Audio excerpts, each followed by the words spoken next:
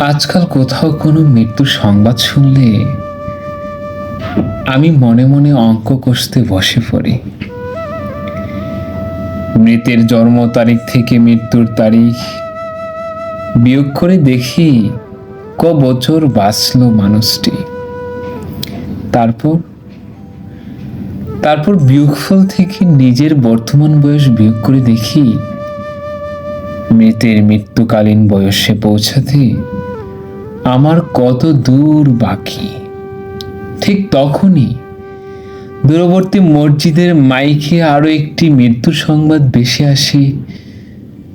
হয়তো এমন কেউ যার মৃত্যুকালীন বয়স আমার বর্তমান বয়সের অর্ধেক কিংবা তার চেয়েও কম। আমি তখন অঙ্ক ভুলে যাই জাগতিক জড়তার হিসাব। ভাবতে থাকি যে কোনো মূল্যই হোক বয়সের নামানা মৃত্যুর সাথে গড়ে তুলব ভাব। যদিও জীবনের সাথে বিচ্ছেদই যার চিরাচরিত স্বভাব।